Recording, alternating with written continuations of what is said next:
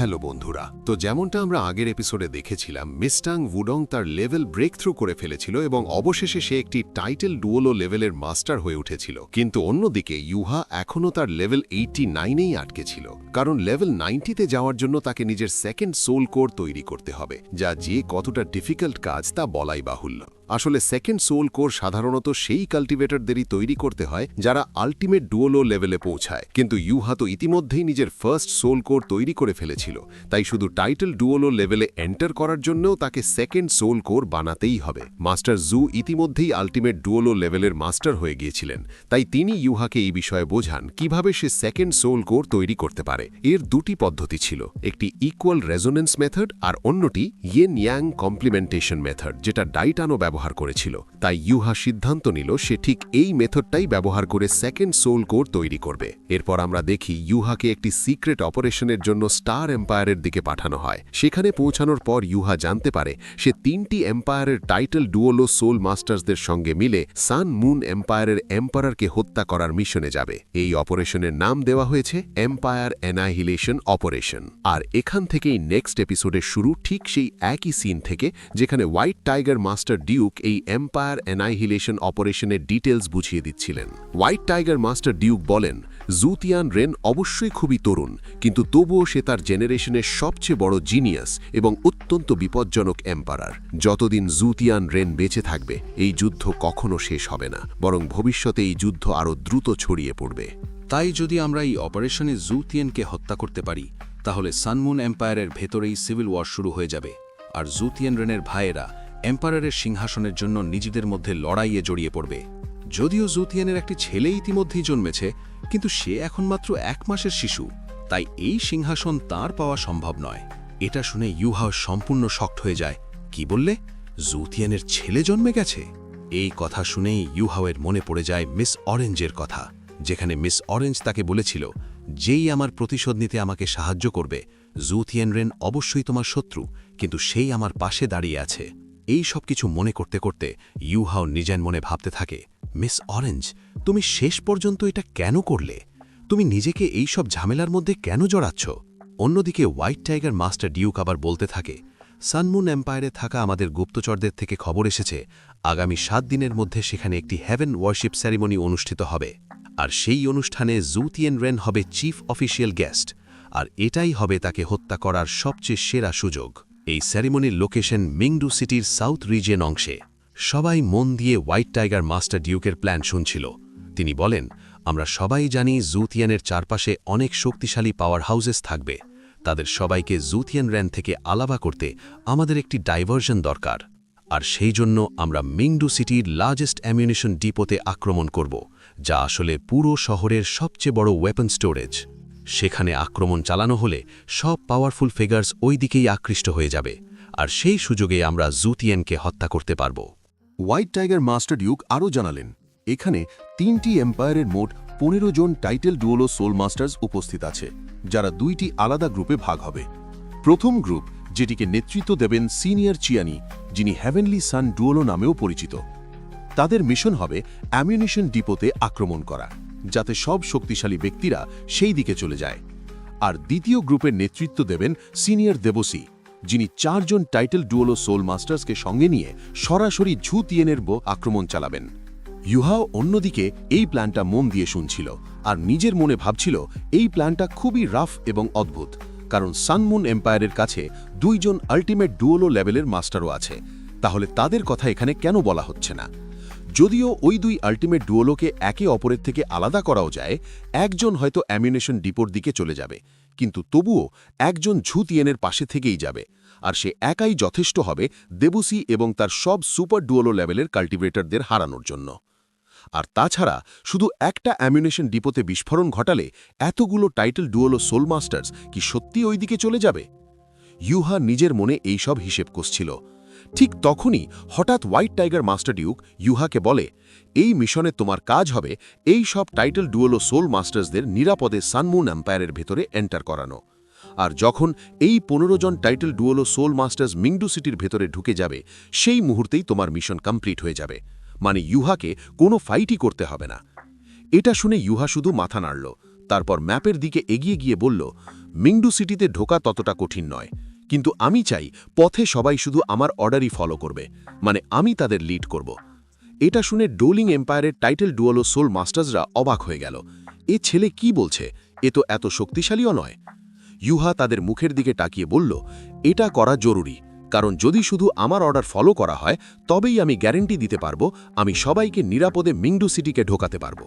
এটা শুনে ডৌলিং এম্পায়ারের একজন টাইটেল ডৌলো মাস্টার উঠে দাঁড়িয়ে বলল, ইউহা, তুমি কি জানো তুমি কি বলছো? তোমার বয়সই বা কত যে তুমি আমাদের কমান্ড করবে? তখন স্টারলো এম্পায়ারের একজন টাইটেল ডৌলো সোল মাস্টার উঠে দাঁড়িয়ে বলল, ইউহার বয়স এখানে কোনো ব্যাপার না। যখন গুপ্তচরিত্রী আর ইনফিল্ট্রেশনের কথা আসে, ইউহা আমাদের সবার চেয়ে বেশি দক্ষ। আমি তার অ্যাবিলিটিজের ওপর পুরো ভরসা করি, তাই আমি ইউহার কমান্ড মানতে প্রস্তুত। এটা শুনেও ডৌলিং এম্পায়ারের এল্ডার্সরা পুরোপুরি সন্তুষ্ট হয়নি, কারণ টাইটেল ডৌলো সোল মাস্টার্সরা খুবই অহংকারী। তারা কেন একটা জুনিয়রের কথা শুনবে? এমনকি সিনিয়র টিয়ানাংও বলে, তুমি কি সত্যি এতটা নিশ্চিত? ঠিক তখনই সিনিয়র দেবুসি সামনে এগিয়ে এসে ইউহার কাঁধে হাত রেখে বলল, ইউহার কমান্ড গ্রহণ করতে আমিও প্রস্তুত। এই কথা শুনে সবাই স্তব্ধ হয়ে গেল, কারণ দেবুসি যদি কিছু বলে তাহলে সেটা নিশ্চয়ই ঠিক। সে কখনো কারো সামনে মাথা নত করে না। আর এখানে দেবুসি ইউহাকে সম্মান দিচ্ছিল। তারপর সে সবাইকে বলল, আর সময় নষ্ট করার দরকার নেই, কাল সকালে আমরা রওনা হব। এটা শুনে একে একে সব টাইটেল ডৌলো সোল মাস্টার সেখান থেকে চলে যেতে লাগলো। ইউহা আর মিস টাংটংও নিজেদের ক্যাম্পের দিকে ফিরছিল। ঠিক তখনই হোয়াইট টাইগার মাস্টার ডিউক ডাক দিল, ইউহা, থামো, আমার তোমার সাথে কিছু কথা আছে। ইউহা আর মিস টাংটং থেমে গেল। তারপর তারা হোয়াইট টাইগার মাস্টার ডিউকের সাথে বসে পড়ল। হোয়াইট টাইগার মাস্টার ডিউক চিন্তিত গলায় বলল, ইউহা, এই মিশন খুবই বিপজ্জনক। যদি এই মিশন সফল করতে তোমার এতটা দরকার না হতো তাহলে আমি কখনো তোমাকে এতে পাঠাতাম না। তাই ভালো করে মনে রেখো, তোমার কাজ শুধু সবাইকে নিরাপদে মিংডু সিটিতে নিয়ে যাওয়া। তারপরই তোমার মিশন শেষ। যখন তারা আক্রমণ শুরু করবে তোমার সেই ফাইটে অংশ নেওয়ার কোনো দরকার নেই। আর যদি মনে হয় কিছু গন্ডগোল হয়েছে, সাথে সাথে রিট্রিট করে ফিরে আসবে। ইউহা অবাক হয়ে গেল, হোয়াইট টাইগার মাস্টার ডিউক তার জন্য এতটা চিন্তিত। সে জিজ্ঞেস করল, ইয়র গ্রেস, আপনি আমাকে এসব কেন বলছেন? হোয়াইট টাইগার মাস্টার ডিউক উত্তর দিল, আমি তোমাকে সব ডিটেল বলতে পারবো না, কিন্তু আমার উপর ভরসা করো আর আমি যা বলেছি ঠিক সেটাই করো।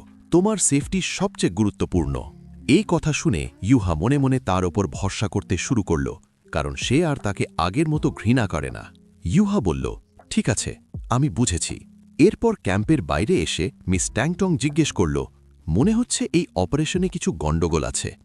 কোনো একটা সিরিয়াস ডেঞ্জার আছে যার ব্যাপারে হোয়াইট টাইগার মাস্টার ডিউক তোমাকে সতর্ক করছে, কিন্তু বলতে পারছে না। ইউহা বলল, হ্যাঁ, এই এম্পায়ার অ্যানিহিলেশন অপারেশনে শুধু এম্পায়ারকে মারার বাইরেও আরও কোনো সিক্রেট আছে যা সবার সামনে প্রকাশ করা হয়নি। এটা শুনে মিস ট্যাংটং বলল, হোয়াইট টাইগার মাস্টার ডিউক তোমার জন্য অনেক বেশি চিন্তিত ছিল, আর আমি লক্ষ্য করেছি তুমি আর আগের মতো তাকে ঘৃণা করো না। ইউহা কিছুক্ষণ চুপ থেকে বলল, আমি এটা স্বীকার করতে চাই না, কিন্তু যখন তুমি হারিয়ে গিয়েছিলে, তোমার নিখোঁজ হওয়ার পর আমি ভেঙে পড়ে স্টারলো এম্পায়ারে ফিরে গিয়েছিলাম। সেখানে গিয়ে দেখি আমার মায়ের কবরটা নতুন করে তৈরি করা হয়েছিল, আর সেটা হোয়াইট টাইগার মাস্টার ডিউকই করিয়েছিল। এটা আমাকে সত্যিই অবাক করেছিল। তারপর আমি স্টারলো এম্পায়ারে তার পাশে কাঁধে কাঁধ মিলিয়ে লড়েছি। অনেকবার তার সাথে আমার সরাসরি মুখোমুখি হয়েছে, আর আমি তাকে আরও ভালোভাবে জানতে পেরেছি। আর সেই কারণেই তার সম্পর্কে আমার আগের ধারণা ধীরে ধীরে বদলাতে শুরু করেছে। এটাই আসল কারণ যে ইউহা এখন আর তাকে আগের মতো ঘৃণা করে না, বরং হয়তো মনে মনে তাকে কিছুটা ক্ষমা করতেও শুরু করেছে। এরপর দৃশ্য বদলে যায়। চাঁদের আলোয় সিনিয়র ডেবুসি একা একটা ক্লিফের উপর দাঁড়িয়েছিল। ঠিক তখনই সিনিয়র টিয়েনইয়ং সেখানে এসে বলে, মনে হচ্ছে তুমি ইউহাকে বেশি সম্মান করো, এমনকি তার কমান্ড মানতেও রাজি হয়ে গেলে। ডেবুসি শান্ত গলায় বলল, তুমি কি এখনো ভয় পাচ্ছ? যদি ইউহার কমান্ড নিয়ে তোমার সন্দেহ থাকে তাহলে বুঝতে হবে তুমি এখনও ওই ছেলেটার আসল ক্ষমতাকে বুঝতেই পারোনি। বেশক ইউহা এই মুহূর্তে লেভেল 89-এ আটকে রয়েছে, কিন্তু ইউহার যে সোল পাওয়ার সেটা আগেই এক টাইটেল ডোলুয়া সোল মাস্টারকে অতিক্রম করে অনেক দূর এগিয়ে গেছে। এমনকি তুমি তার স্পিরিচুয়াল পাওয়ারকে একটা সুপার ডোলুয়া লেভেলের কাল্টিভেটরের সাথে কম্পেয়ার করতে পারো। এটা শুনে সিনিয়র টিয়েনইয়ং অবাক হয়ে বলে, কি বললে? একটা সুপার ডোলুয়া? তখন সিনিয়র ডেবুসি শান্তভাবে উত্তর দেয়, হ্যাঁ, তুমি একদম ঠিক বুঝেছ।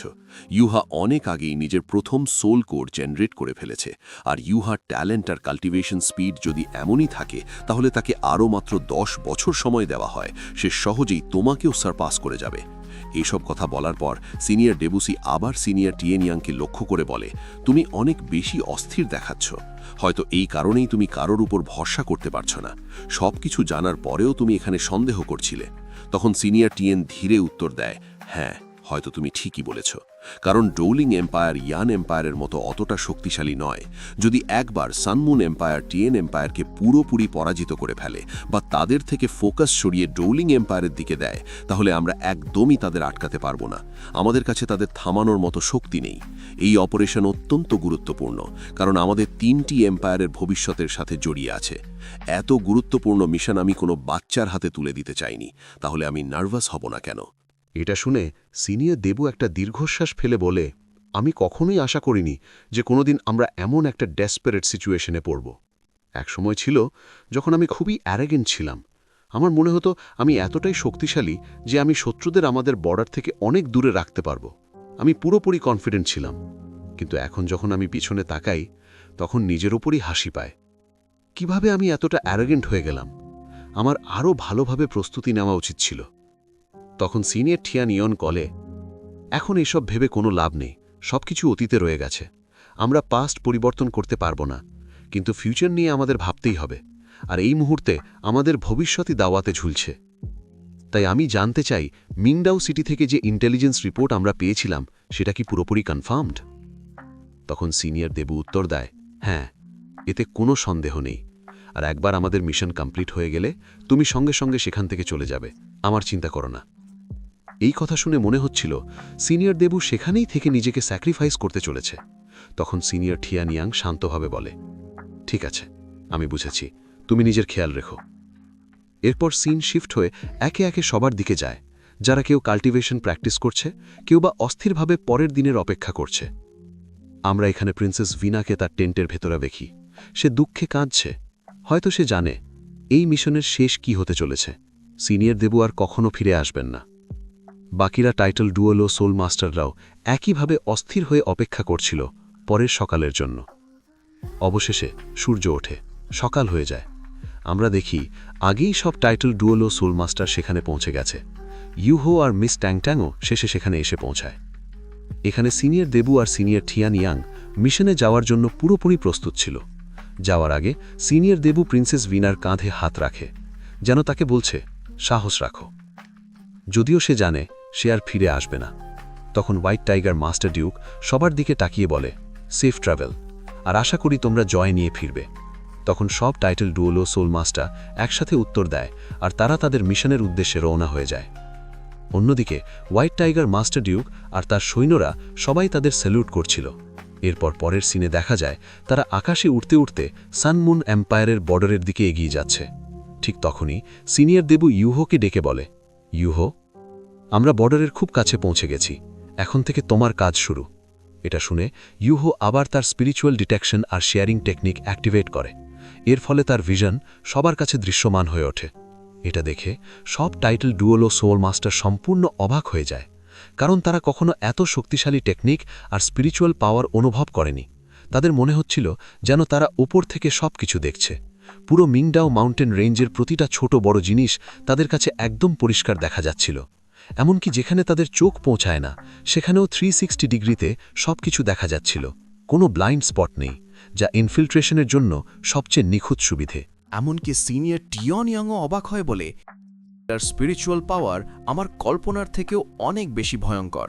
এখানে ইউহাও তার স্পিরিচুয়াল ডিটেকশন আর স্টিয়ালিং টেকনিক ব্যবহার করে সবার জন্য আলাদা লাল রঙের রুট তৈরি করে দেয়, যেগুলো অনুসরণ করে সবাই আলাদা পথে এগোতে পারে। অর্থাৎ ইউহাওই সবকিছু পরিকল্পনা করছে, কোন কাল্টিভেটর কখন কোথায় থাকবে। সবাই আলাদা হয়ে চারদিকে ছড়িয়ে পড়লেও তারা এখনও একে অপরের সাথে কানেক্টেড। তখন সিনিয়র টিয়ানিয়াং বলে, সত্যি শ্রেক একাডেমি একটা মনস্টার একাডেমি, যারা এমন মনস্টার তৈরি করছে। এমনকি ডোলিং এম্পায়ারের সেই টাইটেল ডোলুও সোল মাস্টার যে গতকাল ইউহাওয়ের ওপর আপত্তি তুলেছিল, সেও ইউহাওয়ের কাছে এসে বলে, ইউহাও, আমাকে মাফ করে দিও, আমি গতকাল তোমাকে আন্ডার এস্টিমেট করেছিলাম, আশা করি তুমি খারাপ পাওনি। তখন ইউহাও শান্তভাবে বলে, না, কোনো সমস্যা নেই। ইউহাও এখন বুঝে গেছে সব টাইটেল ডোলুও সোল মাস্টার তার স্পিরিচুয়াল পাওয়ারে ইতিমধ্যেই মুগ্ধ হয়ে গেছে, কারণ সে শুধু তাদের লিড করছে না, বরং 15 জন টাইটেল ডোলুও সোল মাস্টারের জন্য আলাদা আলাদা ইন্ডিভিজুয়াল রুট তৈরি করছে, কে কোন পথে কিভাবে মুভ করবে, যা করার জন্য অসাধারণ ফোকাস দরকার। ইউহাও সত্যিই একজন অসাধারণ কমান্ড লিডার হতে পারে। এমনকি সিনিয়র ডেবুতাও ইউহাওতে খুবই মুগ্ধ হয়ে বলে, এটা তো স্প্লিট ফোকাস কন্ট্রোল টেকনিক, তাই না? তুমি কি অসাধারণ স্পিরিচুয়াল পাওয়ার দিয়ে এটা পারফর্ম করছো, তোমার কি স্পিরিচুয়াল আই দ্বিতীয়বার অ্যাওয়েকেন হয়ে গেছে? তখন সিনিয়র দেবতাও আক্ষেপ করে বলে, কত দুঃখের বিষয়, যদি তুমি এল্ডার মুইনের আগে আমার সাথে দেখা করতে, তাহলে আমি তোমাকে আমার শেষ ডিসাইপল বানিয়ে নিতাম। ওই মুইন সত্যিই খুব লাকি যে তোমার মতো ডিসাইপল পেয়েছে। তখন ইউহাও তার টিচার সম্পর্কে এমন কথা শুনে বলে, দয়া করে একটু সাবধানে কথা বলুন, তিনি আমার টিচার, আমার কাছে ফাদার ফিগারের মতো, আমি তাকে খুব সম্মান করি। এমনকি যদি তিনি মারাও গিয়ে থাকেন, তবুও আমি কখনো আপনার ডিসাইপল হতাম না, আমি আপনার সেক্ট জয়েন করতাম না। এটা শুনে সিনিয়র দেবতাও মুখ বাঁকিয়ে বলে, এত আপসেট হওয়ার কিছু নেই, যদি এল্ডার মুইন এখনও বেঁচে থাকত আর আমার সামনে দাঁড়াতো, তবুও আমি তাকে একইভাবে ডাকতাম, কারণ এল্ডার মুইনের কারণেই অতীতে আমার এল্ডার ব্রাদার মারা গিয়েছিল। ইউহাও এই কথা শুনছিল আর মনে মনে ভাবছিল, সিনিয়র দেবতাওয়ের সেই আগের মতো জোশ আর নেই। শেষবার যখন তিনি ডি তিয়ানের সাথে লড়াই করছিলেন, তখনও তিনি ভীষণ উদ্দীপিত আর আবেগপূর্ণ ছিলেন, কিন্তু এখন তাকে দেখে মনে হচ্ছে তার ভেতরে যেন কিছু একটা মরে গেছে, ম্লান হয়ে গেছে। তখন সিনিয়র দেবু বলে, এখন পুরনো কথা মনে করে কোনো লাভ নেই, আপাতত আমরা যে মিশনে এসেছি সেটাতেই ফোকাস করা জরুরি। তাই ইউহো, তুমি আমাদের লিড করো, তোমার যেটা ভালো মনে হয় সেটাই করো। এটা শুনে ইউহো উত্তর দেয় এবং একই সাথে সে নিজের সোল স্কিলের লিমিটেশন ইনভিজিবিলিটি অ্যাক্টিভেট করে দেয়, যার মাধ্যমে সে সামনে একটা পারমিশন ক্রিয়েট করে, আর সেই পারমিশনের ভেতর দিয়ে যাওয়ার পর সব টাইটেল ডুয়েল ও সোল মাস্টার সম্পূর্ণ ইনভিজিবল হয়ে যায়। এই কারণে ইউহো আর তার সঙ্গীরা হাই অ্যাল্টিটিউড সোল গাইডেন্স টুলসের ওপর দিয়ে চলে গেলেও কেউ তাদের ডিটেক্ট বা দেখতে পারছিল না। এভাবে ইউহো আর তার পুরো গ্রুপ খুব সহজেই বর্ডার ক্রস করে সান মুন এম্পায়ারের মিংডু সিটির ভেতরে ঢুকে পড়ে, যেখানে পৌঁছানোর আগেই সিনিয়র দেবু সবাইকে বলে দিয়েছিল মিংডু সিটিতে ঢোকার পর তারা চারদিকে ছড়িয়ে যাবে, প্রত্যেককে নিজের রূপ বদলে আইডেন্টিটি লুকিয়ে রাখতে হবে। তখন সবাই ঠিক সেটাই করে, প্রত্যেক কাল্টিভেটর নিজের আইডেন্টিটি পরিবর্তন করে ফেলে, যাতে কেউ তাদের চিনতে না পারে। সিনিয়র দেবু আরও বলেছিল, প্রতি 3 জন কাল্টিভেটর মিলে একটা গ্রুপ হবে, যারা সোল গাইডেন্স টুলস ব্যবহার করে একে অপরের সাথে কমিউনিকেট করবে, আর এই কমিউনিকেশন সোল টুলস আগেই তাদের দেওয়া হয়েছে। আর সবচেয়ে গুরুত্বপূর্ণ, তারা শুধু কোড ওয়ার্ডে কথা বলবে। সব কিছু ঠিক প্ল্যান অনুযায়ী এগোচ্ছিল। সিনিয়র দেবু এটাও বলেছিল, ইউহো আর মিস টাং বুটং আমার গ্রুপে থাকবে। এরপর আমরা দেখি একটা ক্যারেজের ভেতরে ইউহো আর মিস টাং বুটং, যারা মিংদু সিটিতে ঢোকার পর নিজেদের রূপ বদলে ফেলেছে। তারা সান মুন এম্পায়ারের মানুষের মতো পোশাক পরেছে, যাতে কেউ তাদের চিনতে না পারে। শহরের ভেতরে ঢোকার পর মিস টাং উটং ভীষণ অবাক হয়ে যায়, কারণ মিংদু সিটি আবার নিজের পায়ে দাঁড়িয়ে গেছে। সে বলে, শেষবার এখানে যে গ্রেট এক্সপ্লোশন হয়েছিল সেটা ছিল ভয়ঙ্কর। সেই ধ্বংসের পর আমি ভাবতেই পারিনি এত দ্রুত এই সিটি আবার দাঁড়িয়ে যাবে। কিন্তু মিংদু সিটি শুধু রিকভারি করেনি, বরং আগের থেকেও অনেক বেশি শক্তিশালী হয়ে উঠেছে। এখানকার অরা আগের থেকেও অনেক বেশি ডেঞ্জারাস লাগছে, যেন এটা কোনো সিটি না, বরং একটা বিশাল স্টিল বিস্ট। এটা শুনে ইউহো বলে, টিচার শুয়ান আমাকে আগেই বলেছিলেন, সান মুন এম্পায়ারের সবচেয়ে powerful soul guidance tools virtual হলে তৈরি হয় না, বরং সেগুলো ইম্পিরিয়াল ফ্যামিলির নিয়ন্ত্রণে থাকে, যাকে ইম্পিরিয়াল ওয়ার্শিপ হল বলা হয়। আর একটা সিক্রেট অর্গানাইজেশন আছে, ইম্পিরিয়াল রিসার্চ ইনস্টিটিউট, যারা এই পাওয়ারফুল সোল গাইডেন্স টুলস তৈরি করে। এই ইনস্টিটিউটের সব মেম্বারই হাই লেভেল সোল ইঞ্জিনিয়ার্স, এর নিচের লেভেলের কাউকে এখানে ঢুকতেই দেওয়া হয় না।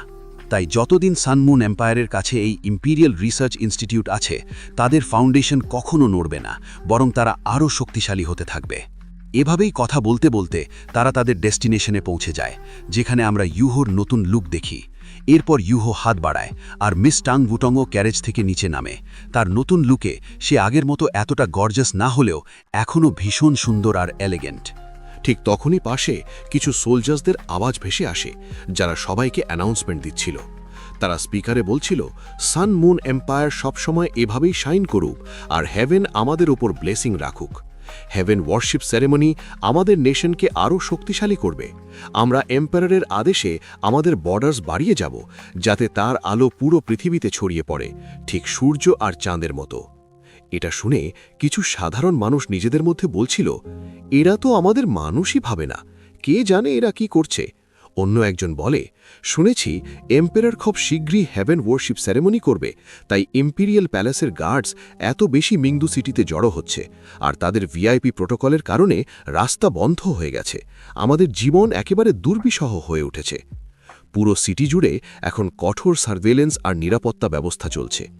ইউহো ইম্পিরিয়াল গার্ডসদের দিকে তাকিয়ে বলে, ইম্পিরিয়াল প্যালেস গার্ড, এরা এমন একটা ইউনিট যারা সোল গাইডেন্স টুলস দিয়ে সজ্জিত।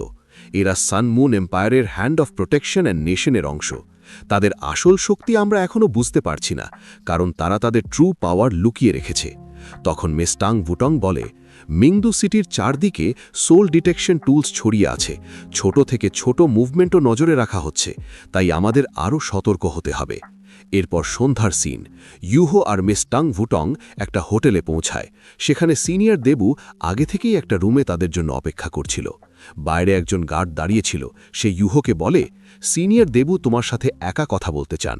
এটা শুনে ইউহো একাই রুমের ভেতরে ঢুকে যায়। সেখানে দেখা যায় সিনিয়র দেবু নিজের পাওয়ার দিয়ে একটা সাউন্ড ব্যারিয়ার তৈরি করেছে, যাতে বাইরে কেউ তাদের কথা শুনতে না পারে। ইউহো সামনে গিয়ে বসে। তখন সিনিয়র দেবু তাকে চা দিয়ে বলে, ইউহো, তুমি বাইরে গিয়েছিলে, বলো পরিস্থিতি কেমন, কি জানতে পেরেছ? ইউহো উত্তর দেয়, পুরো সিটিতে সোল ডিটেকশন টুলস ছড়িয়ে আছে, কিন্তু এর বাইরে বড় কোনো খবর পাইনি। এটা শুনে সিনিয়র দেবু ধীরে বলে, সু থিয়ারান আর মিস অরেঞ্জের একটা ছেলে হয়েছে, যে এখন এই এম্পায়ারের ক্রাউন প্রিন্স। তার নাম রাখা হয়েছে সু ইউন হান। ইউহো এটা শুনে অবাক হয়ে যায়। সে ভাবতে থাকে, সিনিয়র ডেবু আমাকে এসব কেন বলছে? তখন সিনিয়র ডেবু বলে, তুমি জানো জু থিয়েরান ডিজেবল, তার এম্পারার থ্রোনের বিরুদ্ধে অনেক গোপন বিদ্রোহ চলছিল, কিন্তু ক্রাউন প্রিন্স জন্মানোর পর সেই বিদ্রোহ ধীরে ধীরে থেমে যাচ্ছে। ফলে তার থ্রোন এখন আগের থেকেও অনেক বেশি শক্তিশালী হয়েছে, আর মিস অরেঞ্জের অবস্থানও অনেক উঁচুতে উঠে গেছে। তার ট্যালেন্ট তুমি যুদ্ধক্ষেত্রে আগেই দেখেছ। মোট কথা, জু থিয়েরান এখন আগের থেকেও অনেক বেশি শক্তভাবে নিজের থ্রোন ধরে রেখেছে। ইউহো মনে মনে ভাবে, হ্যাঁ, এটা সত্যি, কারণ জু থিয়েরান আর তার ফাদার জোর করে এই থ্রোন দখল করেছিল, তাই তাদের ফাউন্ডেশন দুর্বল ছিল। কিন্তু জু থিয়েরান খুবই চালাক, সে নিজের দুর্বলতাকেই শক্তিতে পরিণত করেছে। ঠিক তখনই সিনিয়র ডেবু নিজের আসল মিশন রিভিল করে, আমি এখানে শুধু জু থিয়েরানকে অ্যাসাসিনেট করতে আসিনি, জু ইউন হানকে অ্যাসাসিনেট করার পাশাপাশি আমার আরেকটা মিশনও আছে। এটা শুনে ইউহো হতবাক হয়ে যায়। সে জিজ্ঞেস করে, আর একটা মিশন, সেটা কি? আর ঠিক এই কথার সাথে এপিসোড এখানেই শেষ হয়ে যায়। গাইজ, ইন্টেন্স জায়গা এপিসোড শেষ হয়ে গেছে, এখানে আমার কিছু করার নেই আর। তোমাদের শুনে অনেক দুঃখ হবে যে আমরা সোলল্যান্ড 2 এর লেটেস্ট এপিসোড পর্যন্ত চলে আসছি। যাই হোক, এখন থেকে আর শুনতে হবে না, ভাই সোলল্যান্ড 2 এর এপিসোড দেন।